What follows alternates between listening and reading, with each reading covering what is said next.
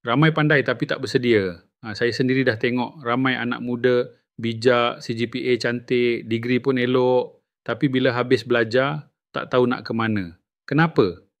Sebab dari dulu sistem tak ajar kita pilih laluan hidup, cuma ajar ikut jalan yang orang lain dah bina. Hari ni, saya nak kongsi benda yang saya harap saya tahu masa umur 18 dulu. Ramai ambil kursus sebab kawan ambil atau sebab mak ayah suruh. Tapi tak pernah tanya, industri ni berkembang ke tak? Ada peluang kerja ke lepas grad nanti? Kalau nak hidup selesa, kita kena belajar, buat keputusan ikut data, bukan ikut perasaan. Sebenarnya, tak semua orang wajib ada degree. Tapi semua orang wajib ada kemahiran.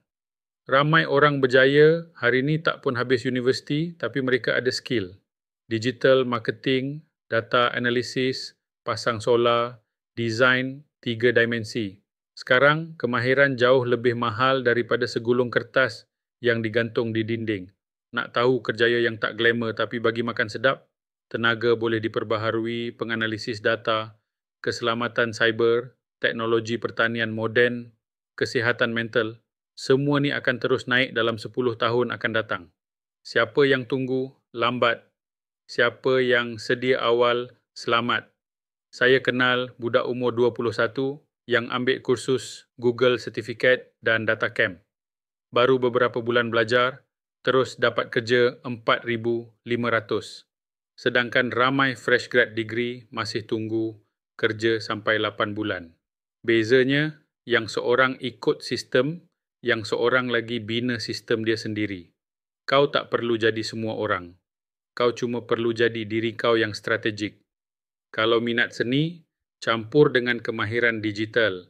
Kau boleh jadi pereka grafik, pencipta kandungan, atau perunding jenama. Kalau suka mesin, ambil automasi, jadi pakar kecerdasan buatan, atau juru teknik robotik. Minat plus kemahiran plus relevansi sama dengan resepi kejayaan. Ramai orang nak cepat kerja, cepat kaya, cepat habis belajar, tapi ramai juga yang cepat sesat jalan, kaji dulu, tengok peta, siapkan bekal.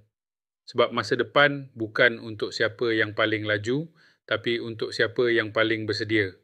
Kalau kau tengah fikir nak sambung belajar, berhenti sekejap dan fikir, industri mana akan berkembang 10 tahun lagi? Kemahiran mana yang kecerdasan buatan tak boleh ganti? Laluan mana yang paling sesuai untuk kau? Jangan ikut arus membuta tuli. Kalau kau rasa nasihat ni beri manfaat, tekan kongsi. Komen. Aku nak pilih ilmu yang boleh beri masa depan. Sebab belajar bukan untuk berhutang, tapi untuk bebas.